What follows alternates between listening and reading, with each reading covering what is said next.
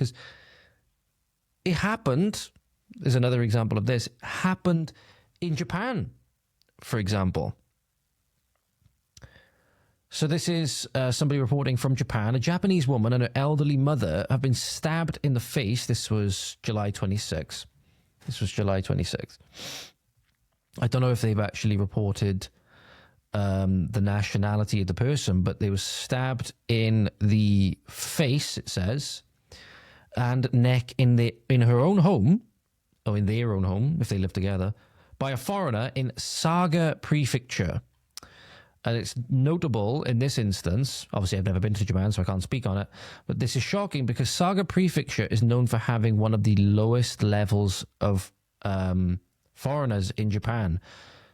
So again, just think now, we've got, this has happened in Japan, for example, and we've got 6,900 jihadis coming across. So you might have just seen a bit of a jump cut. So basically, I was trying to read off the subtitles in that video, and Jesus Christ, the lady on the video is speaking extremely fast. So basically, an emergency call was made, and it was a man, I believe it, man suddenly entered a house in Saga Prefecture, in Imazato City. He entered a house and stabbed them in the face and neck with a knife, and is Miss Maiko Mukimoto, who lives in this house, was stabbed by a man in his 20s and died. She died, by the way. And her mother in her 70s was also injured and taken to the hospital.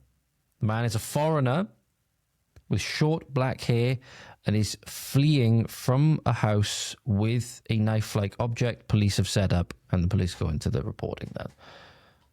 But this is showing this is going everywhere. This is happening everywhere because it's not just unique to the West that governments in many instances have turned on their own citizens. This is everywhere. It's everywhere because our governments have decided in many instances they don't want to be accountable to the people anymore. They want to be accountable, or they are accountable either financially, whether they have ridiculous blackmail on them, or just because they're plain evil, whatever it may be. It's all of these other globalist organizations that for some reason have been content on flooding these people into our countries as a way to get rid of people's democratic rights and freedoms. Because then the people going in will vote for the governments that allowed them there, which are accountable to the globalist organizations higher up, and then you are not able to vote your way out of it anymore. You're not able to vote your way out of it anymore. It's a danger with ideologies like socialism, communism, these things, right? Is that you can vote your way in, but you can't vote your way out. That's the thing. Because you give the state more and more power, you can vote your way in, but you can't vote your way out. It's like a black hole. It's like a black hole, and we are, if we're not already inside the event horizon, we're getting perilously close.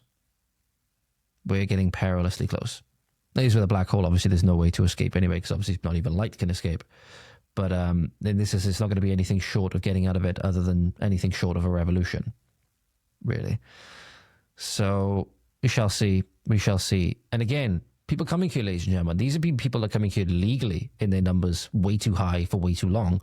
But it's just showing they don't care about for example, the culture that's here. They don't care about what existed prior. They're coming here to take over, to implement their own culture, all of these things. So what you're seeing is heartbreaking destruction of things going on in Syria right now with the Al-Jilani militants that are going through it, attempting to erase Syria's 10,000-year-old cultural identity, destroying the, stone artifacts on the sides of buildings.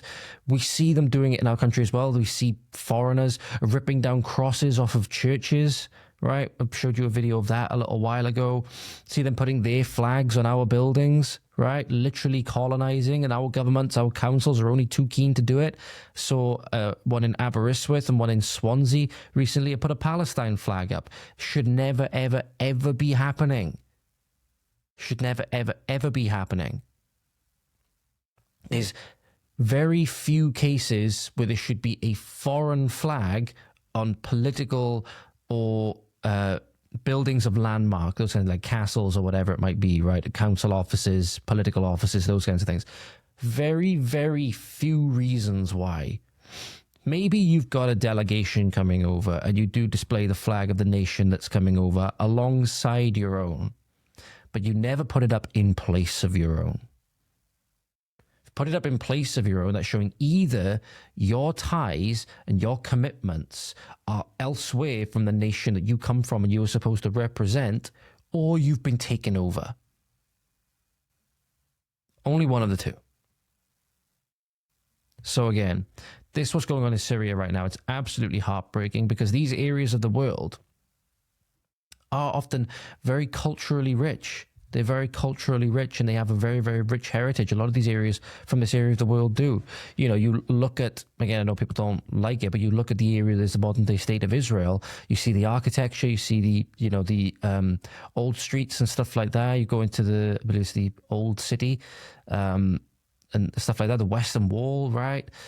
And or Wailing Wall, I can't remember which. I've seen people use the terms interchangeably, but you see these things. It's rich with history, very, very rich with history. And there's people coming in that want to destroy it. And make no mistake, they want to destroy our civilization as well. I'll turn the music off, but you can see there's a person, ladies and gentlemen. It's like this face sculpture on the side of this building. And they're knocking it down with a sledgehammer. Sooner or later now, it's just going to fall. Boom, there we go. And that might as well be irreplaceable.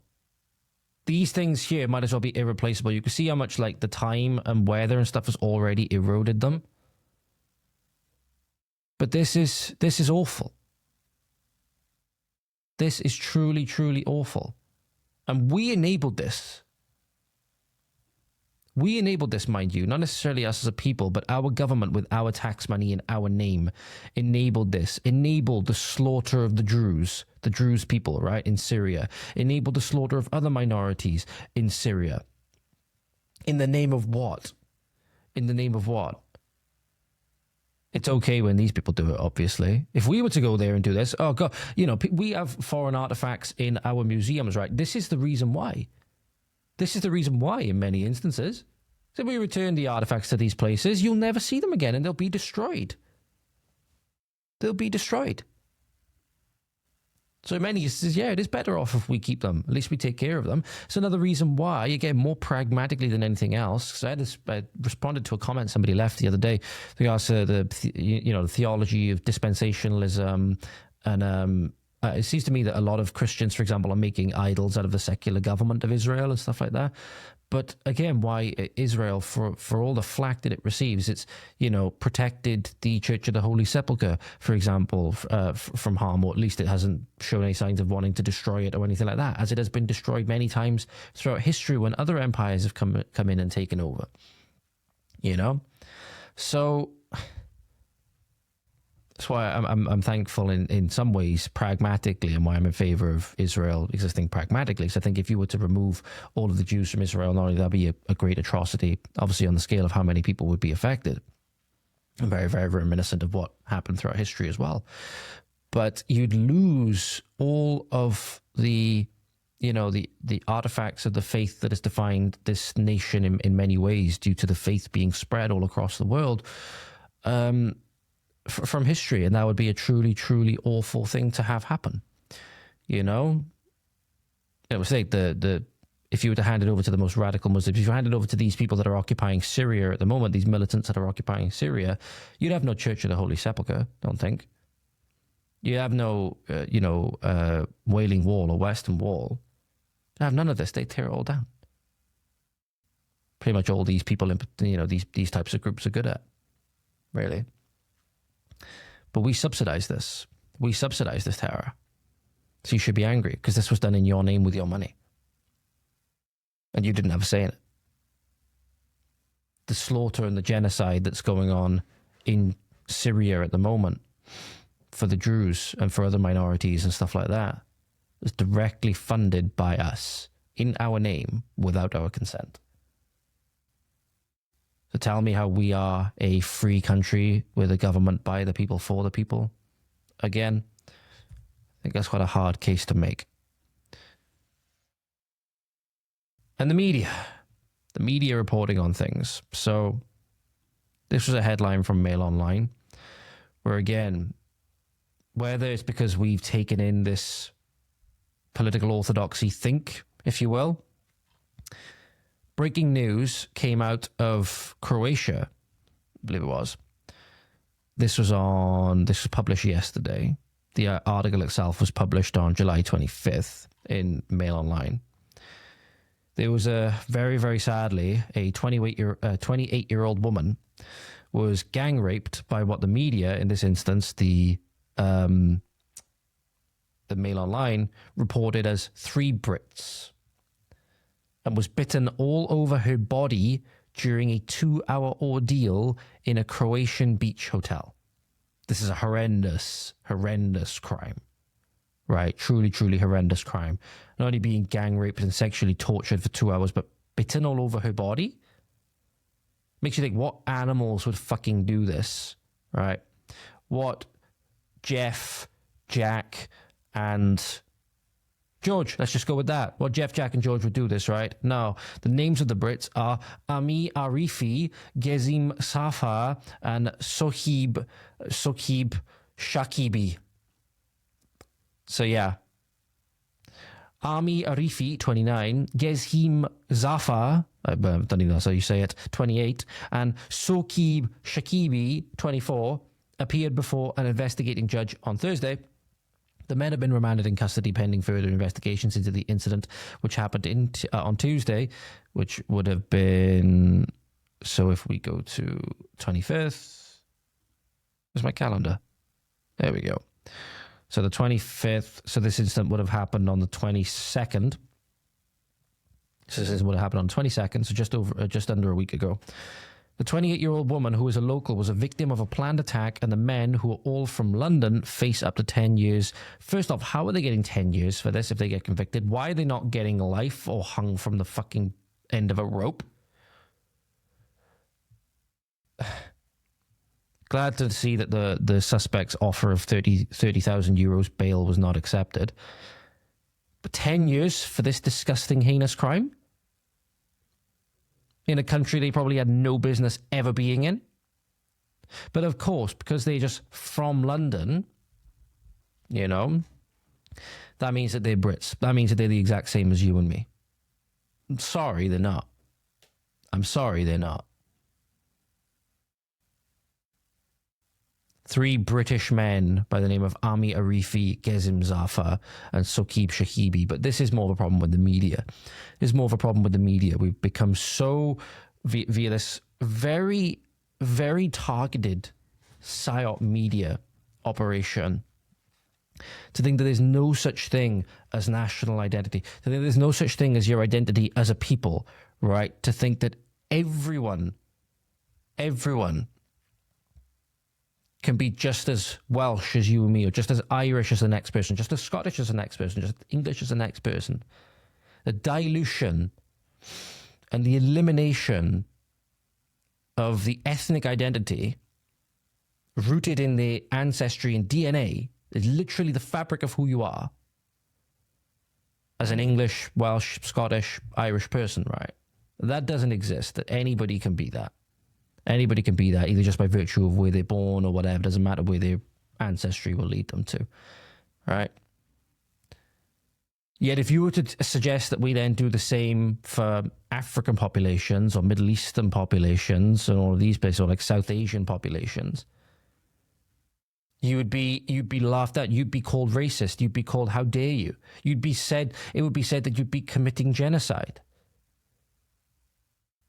Right? The same people that think, you say Africa for Africans, give you 2 thumbs up. What are the ones we got? Say Arabia for the Arabs, or whatever it is. Europe for the Europeans, all of a sudden you're a far-right Nazi. How? Why? You don't ever see the diversity crowd saying that we need more diversity in the Middle East. That we need more diversity in Iran, in Iraq, in all these places, right? No, it's just in our countries. It's just in our countries because it's a very well-constructed plot to destroy our countries. And I say that with no hatred of any individual person that may, in all seriousness, be coming over here just seeking a better life. You know, they say you can't fill up anyone else's cup unless you fill up your own first. And we can't help anybody else, whether we go to areas of the world or whether we did decide, you know, to open up our borders again in the future, whatever it might be. We cannot do that until we set our own house in order. Before we go about fixing the world, we need to set our own house in order. And our house is a fucking mess right now. And keeping the door open to just everybody that wants to come in from anywhere in the fucking world is going to make that immeasurably worse. It's like a party, right? It's like a party that's gone on way too long. There's way too many people. They've trashed your house. Okay? And we've all played a decent part in trashing the house along with them. But then when it comes to actually clearing up the house and actually getting everything back in order, what's the first thing maybe that we can do? We close the door and then start getting people who do not own the house to leave. Now you can take that metaphor wherever you want.